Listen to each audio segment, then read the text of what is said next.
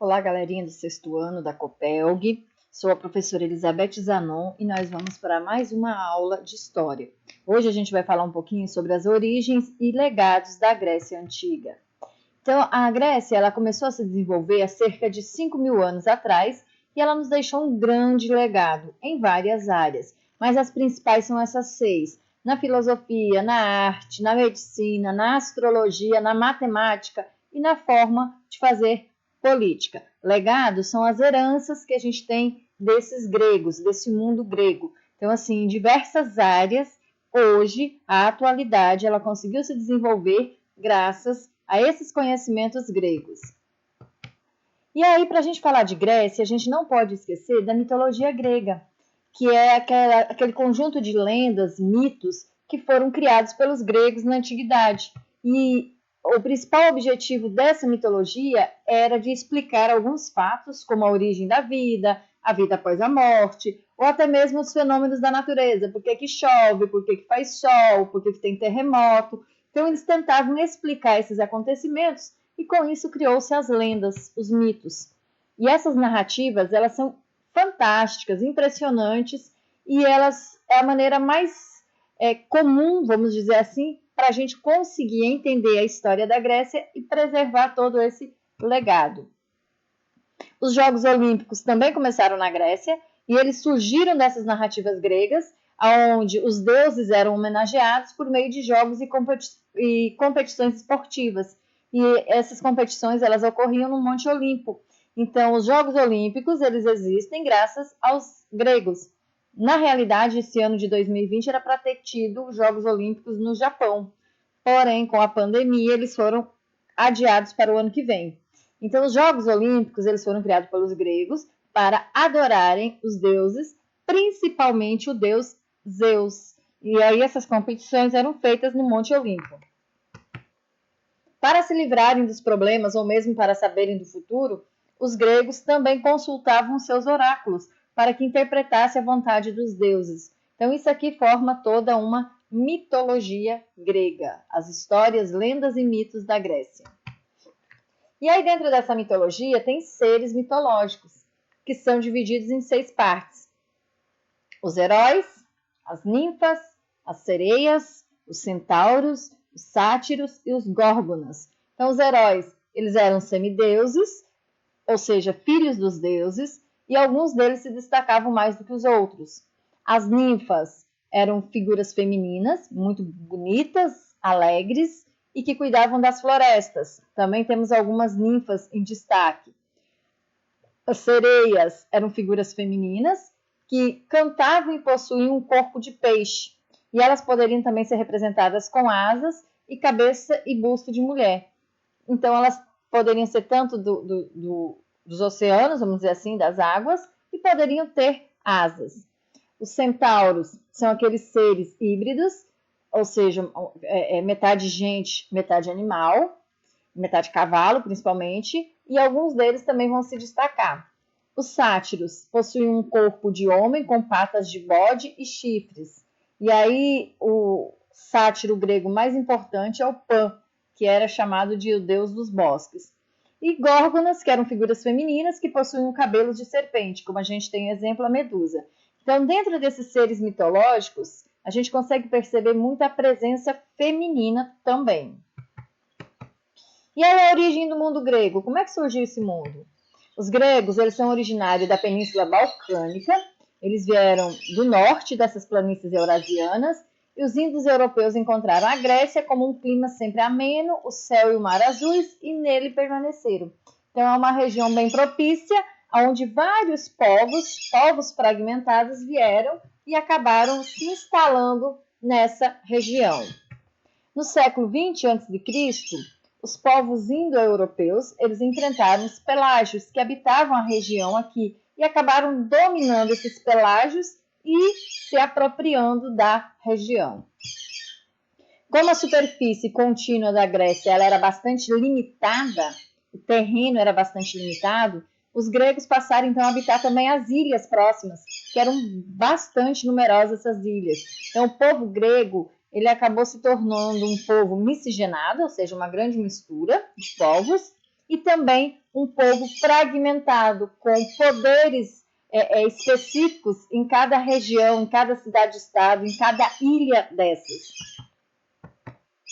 A civilização micênica foi a civilização que se desenvolveu após o domínio da ilha de Creta, e seu principal centro era Micenas, que influenciava o Mediterrâneo, formada por uma aristocracia voltada para a guerra e preparada para o combate. A região era também chamada de Hélade, um local formado por campos vastos para o cultivo, especialmente o cultivo de cereais, e montanhas que tornavam o acesso difícil por terra. E esses povos micênicos, eles desenvolveram com base na navegação e dominaram técnicas para usar os mares como meio de contato com outras civilizações. Eu sou fã demais dessa civilização micênica. Prova disso é que o nome da minha filha é Cauane Micena. A palavra Micena eu coloquei em homenagem ou em adoração, não sei explicar, por a civilização micênica, porque eu adoro a história da Grécia e aí eu achei um nome bem interessante e também uma homenagem, já que a minha área é história. Acredita-se que a civilização micênica ela tenha construído palácios bem requintados e tem palácios datados de até 1.200 anos antes de Cristo. A civilização micênica ela se desenvolveu então na Grécia continental, há aproximadamente 1.600 a 1.200 anos antes de Cristo, que é no período pré-homérico que a gente fala. E os micênicos, eles também eram conhecidos como aqueus, e eles formaram a última grande civilização desse período. E a sua sociedade, ela possuía um comércio ativo e era governada por um rei auxiliado por uma aristocracia guerreira. Então, aqui nesses pontos vermelhos, está mostrando aonde ficava essa civilização micênica. Há uma conjunção de fatores que levaram ao fim da civilização micênica e ao desaparecimento dessas ruínas, vamos dizer assim, dessas construções micênicas. O primeiro motivo desse desaparecimento, desse fim dessa civilização, foi as invasões dos dórios, que era um povo indo-europeu que dominou as regiões da Grécia peninsular e também da região de Creta. Outro motivo foi que vieram jônios e eólios para dominar também essa Grécia continental.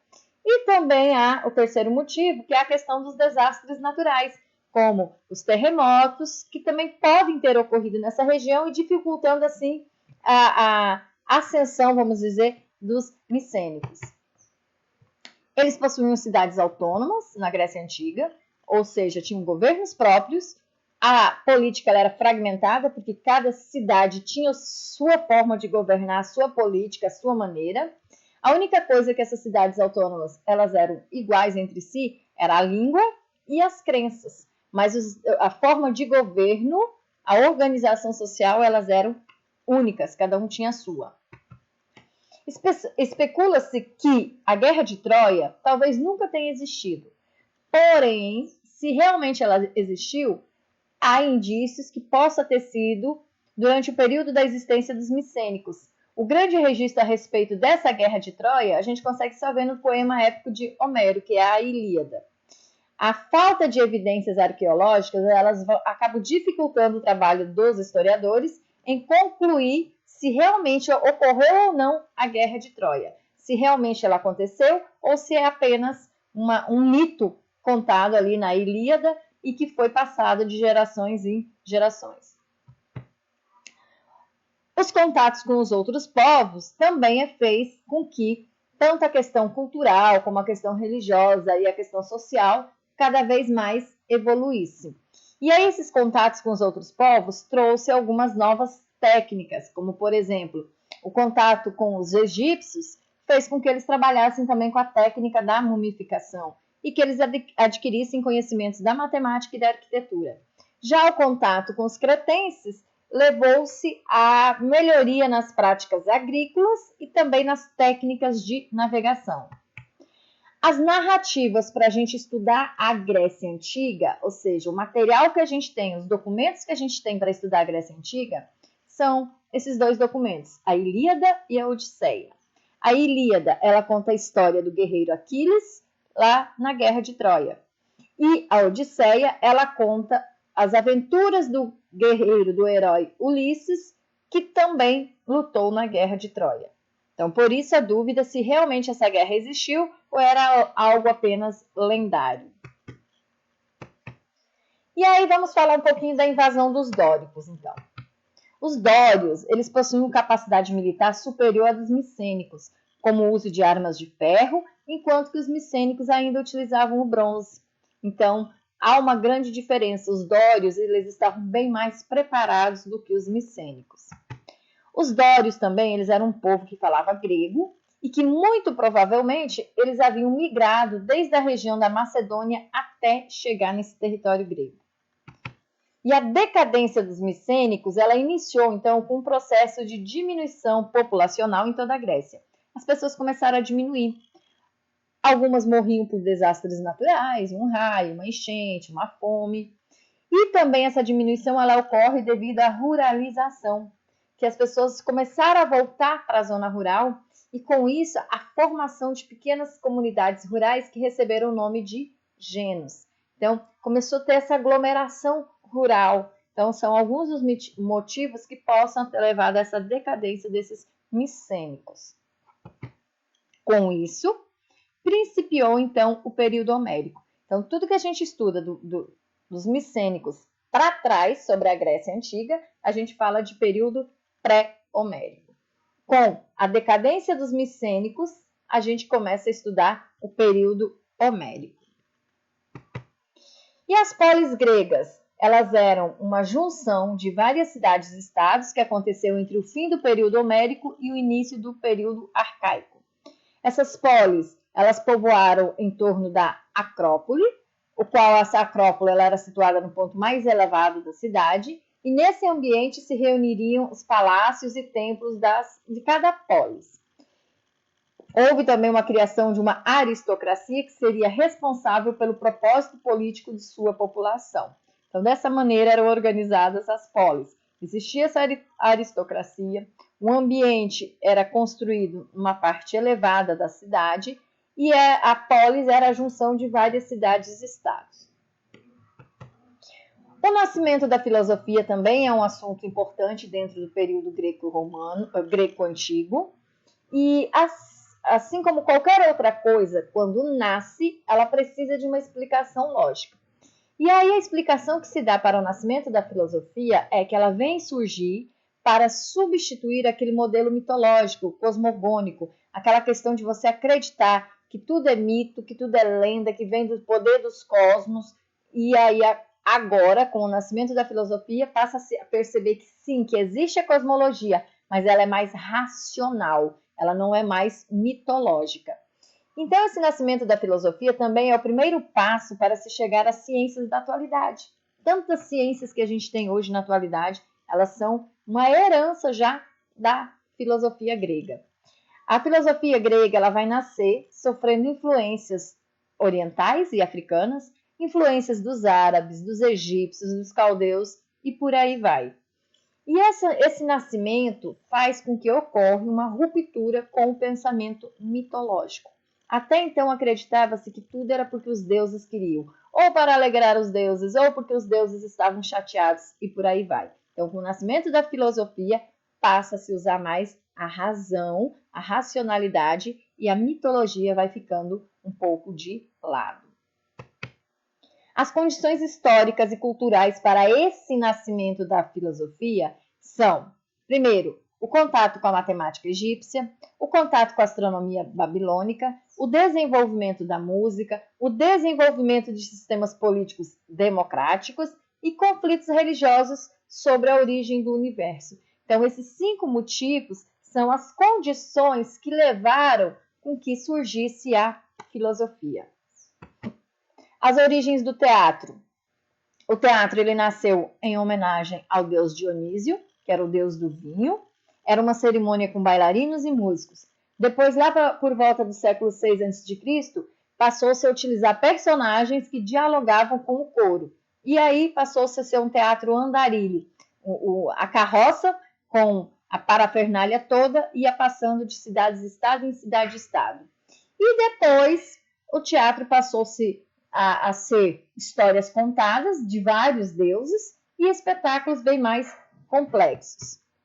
E aí vem a nossa atividade de hoje. Eu coloquei 3 sugestões. Você vai escolher apenas uma. A evolução do teatro grego, a caracterização das principais ideias filosóficas ou comparar os Jogos Olímpicos, passado com o presente. Então, você vai escolher uma dessas atividades para fazer. Se você pegar a evolução do teatro grego, você vai ter que fazer uma linha do tempo comentada dessa evolução. Se você escolher caracterizar as principais ideias filosóficas, você vai ter que fazer uma lista dessas ideias e dessas características ou tópicos e comentá-los. E, por último, se você escolher os Jogos Olímpicos, você vai fazer um quadro comparativo. Como eram os Jogos Olímpicos lá no Monte Olimpo e como é os Jogos Olímpicos agora na idade contemporânea. Então, eu deixo à vontade, a critério de vocês, para escolher qual dessas 3 ideias vocês querem fazer como atividade. Acompanhe a plataforma SAIS, acompanhe as videoaulas no YouTube e qualquer coisa podem tirar dúvidas comigo.